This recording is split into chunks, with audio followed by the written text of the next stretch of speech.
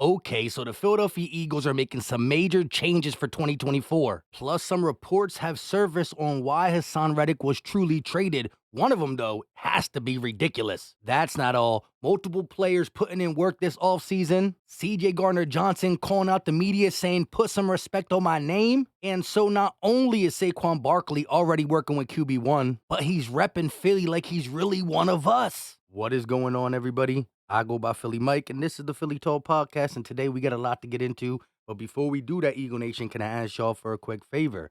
Help your boy out, hit that like button, subscribe if you are new, and turn on that notification bell so you don't miss the videos. So let's start this off with Saquon Barkley. We already seen him putting in work as soon as he got to Philly. This guy's a man on a mission. But now we see him working out with his QB1 Jalen Hurts, and if you thought the RPO was dangerous with Miles Sanders, DeAndre Swift, just wait to see how dangerous it is with Saquon Barkley, who's as shifty, but so tough to tackle. Everybody talks about them quads. And again, when I put this picture up in the community post, y'all talked about them squatting together.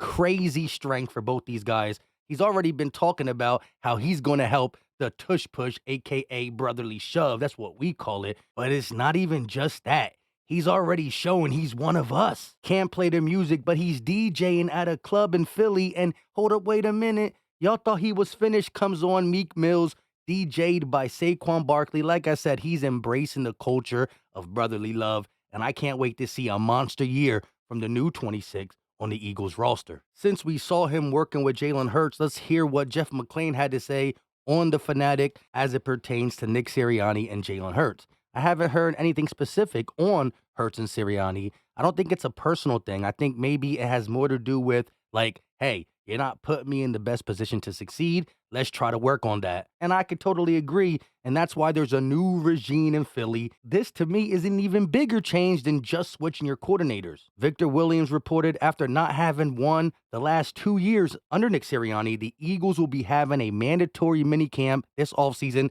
from June 4th to June 6th. New coordinators, new system, new mindset heading into 2024. The huge change starts in June, not September. Y'all know the saying, the early bird gets the worm. Lastly, on Jalen Hurts, the narrative that Jalen Hurts was bad last season is beyond overblown, according to Brennan Deeg on Twitter, and I agree. Yes, the turnovers were bad, but 4,463 total yards, 38 touchdowns, tied for second in the NFL, EPA per play 7th, success rate 10th, and completion percentage 10th, with, again, all the craziness that was going on offense. We saw guys like Devontae Smith as the lead blocker for Dallas Goedert on a tight end screen. What are we doing? Moving on to some other guys putting in that work in the offseason.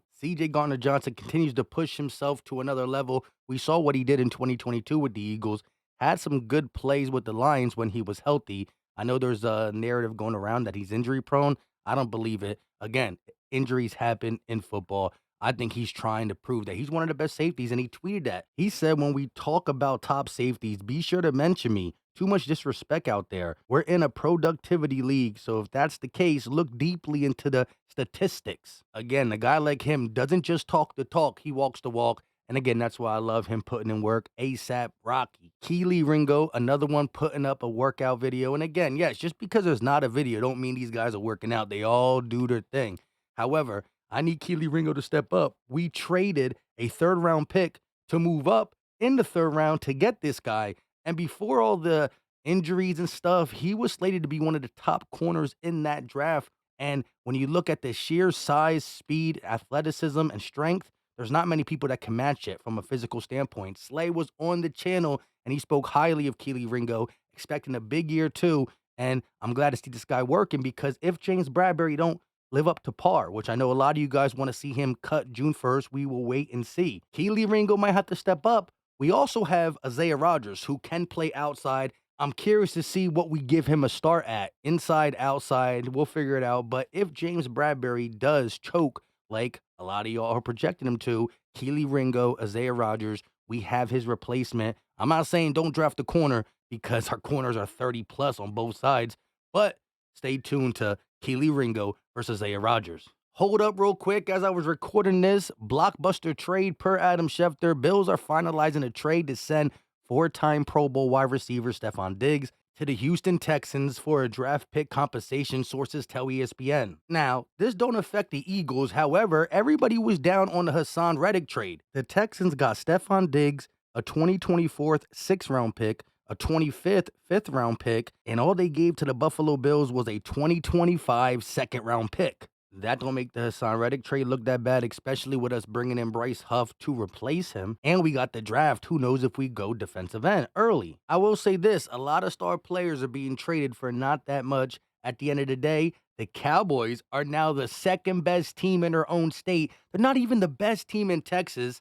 The Houston Texans are going to ball out, and we're only going to see them if we're both in the Super Bowl. Now, before we get to the Jeff McLean report, kind of saying that Haason Reddick was chasing sacks, also some other interesting news, plus a rumor said by a guy who hates the Eagles that Fangio met with Haason Reddick privately, who was unhappy with Fangio's intent role for him. Let's clear up this thumbnail stuff. So in one of Thomas's latest videos, he called me out for a couple things, I guess, and said I was stealing his thumbnails. Y'all hit me up on Twitter, IG, you even commented on some of my YouTube videos and community posts saying that he was talking about me. I have yet to watch it, so I don't know all what he said, but I hit him up on Twitter because we follow each other. Took him a little bit to hit me back. I went live to talk Eagles, and it was nonstop comments about it, so I just want to address it. Again, are the thumbnails similar? Sure. At the end of the day, this was his thumbnails from 5 months ago to 8 months ago. My thumbnails 5 months to 8 months ago, I just had my picture and a tweet to the side, and I eventually took it off. I got no ill will towards him. I wish him the best, and ultimately, when he hit me back on Twitter, he's going to do some different stuff. And he also said, I wish you the best and blah, blah, blah. So let's nip this in the bud. When you look at the YouTube landscape as it pertains to thumbnails for each content creator who covers all 32 teams, there gotta be similarities. Who was the first Eagles content creator to put clips edited in a video? Philly Fan 21, he's been doing it for like 2 or 3 years. But Microphone, who covers the NFL, has been doing it longer than him. We all just growing. The content is still different and our opinions are different. LB was the first one to join an NFC East roundtable. Other people do it. He's not talking copying. Me, Gate City, and Philly Fresh were the first one to start a collab, consistent, not just random collabs, but a consistent collab weekly called Battle Birds Podcast. Now we got duos all across Eagle content creation that do it. I ain't never say, oh, y'all copy. And I said, good job, do your thing. So look, we all need to chill, and let's get back to making Eagles content. So real quick, let me hear your opinion on this. If you had to pick Team Green, which is Miles Sanders, Donovan McNabb, AJ Green, Team White, Devontae Smith, Jalen Hurts, LaShawn McCoy, or Team Black, Saquon Barkley, Carson Wentz, and Deshaun Jackson, what team would you pick? Think closely. I'm dying to hear it. Moving on to the ridiculous report from Jacobs Sports. After becoming the Eagles defensive coordinator, Vic Fangio met privately with Haason Reddick, who wasn't happy with his role planned for him in Fangio's defensive scheme via Dan Sileo. We can't take this seriously because he hates the Eagles. There's times where he reports with facts, but just him saying that, where's the proof? Who's your source? I can't believe it. Knock it off. Now from a report via Jeff McLean on 97.5 The Fanatic. Again, take this with a grain of salt. Listen how he says it. I think there were some concerns about him chasing sacks. Talking about Haason Reddick. I don't know that it was specifically Fletcher Cox. I don't know if that is what specifically Fletcher Cox was referencing, but I heard from people in the organization that Haason was one of the guys they thought was doing that, chasing sacks. McLean continued on talking about how the run defense fell apart, especially on the side of some of our defensive ends. He talked about ultimately Josh Sweat is younger, 26, 30, big difference. And, of course, the money was a problem. As Adam Schefter said on 97.5 The Fanatic, in a perfect world, you want to keep Haason Reddick, but it wasn't the world they were operating in. They chose not to pay someone over 30. They paid Landon Dickerson, Bryce Huff, Saquon Barkley. At some point, Devontae Smith. You can't pay everyone, which is true. And when you look at the Diggs compensation, it's not as bad now for Reddick. But I like how Adam Schefter, who's a smart guy and he's always a little in the know, put it out there. At some point, the Eagles will sign Devontae Smith. That's a no-brainer. I know some of y'all mad because the extension didn't happen yet, but that is a contract that you really got to cross the T's, dot the I's.